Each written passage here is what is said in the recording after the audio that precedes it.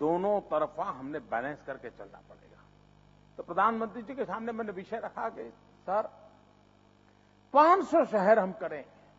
मित्रों, हमारे देश की आज के ग्लोबल एरा में हमारे देश की जो एक मुद्दे पर ज्यादा आलोचना होती है वो हमारी स्वच्छता के पर होती है।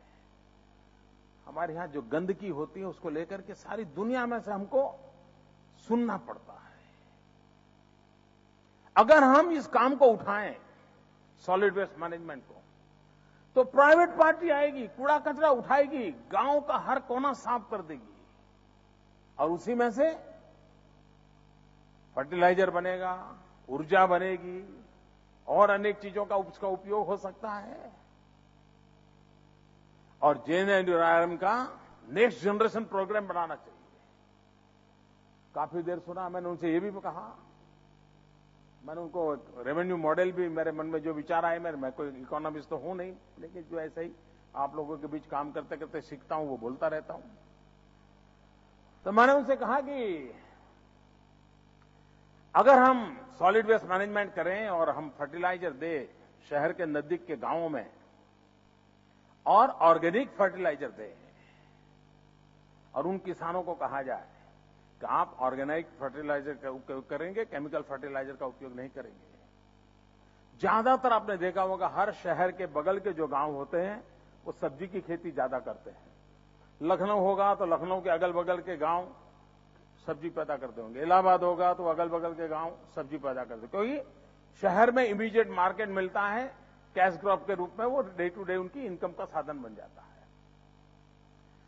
अगर हम उनको ऑर्गेनिक फर्टिलाइजर से सब्जी पैदा करने के लिए कहें तो आज होलिस्टिक हेल्थ केयर का जो माहौल है उस सब्जी को शहर में दाम मिलेगा ज्यादा, किसान के घर में पैसा आएगा ज्यादा। इतना ही नहीं, शहर में विपुल मात्रा में अगर सब्जी आएगी तो गरीब भी कम पैसों में सब्जी खा पाएगा और जब सब्जी ज्यादा खाएगा तो न्यूट्रिशन के प्रॉब्लम कम हो जाएंगे।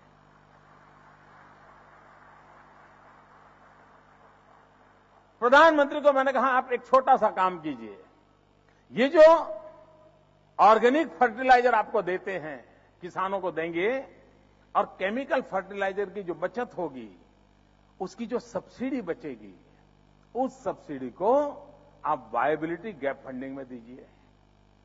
हर नगर को एक ताकत मिलेगी और इस काम को उन्होंने कहा मोदी जी योजना बहुत अच्छी है, आपकी सोच बहुत अच्छी है, आप ऐसा करो मुझे एक पायलट प्रोजेक्ट बना करके दो। हमने दिया उनको, फिर 1-1.5 साल हो गया, हम फिर उसकी पीछे लगे तो कहा कि ऐसा करो प्लानिंग कमीशन को समझाओ। ऐसे ही चलता गया। मित्रों, खैर वहां से क्या अपेक्षा करें।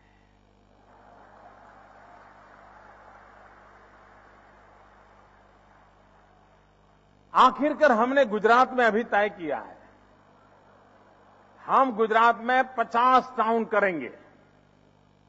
इसी मॉडल पर हम आगे बढ़ाएंगे और वो भी पब्लिक प्राइवेट पार्टनरशिप के मॉडल पर करेंगे। हम प्राइवेट पार्टी को बुलाएंगे। अभी हमारे यहां कुछ इलाके हैं जिसमें हम जापान के साथ उस दिशा में काम कर रहे हैं। क्लीन सिटी, ग्रीन सिटी बनाने का, स्मार्ट सिटी बनाने का काम हम जापान के साथ मिलकर कर रहे हैं। हमने शुरुआत की है और मुझे विश्वास है मित्रों कि ये मॉडल आने वाले दिनों में काम आ सकता है, उसका उपयोग करना चाहिए। उसी प्रकार से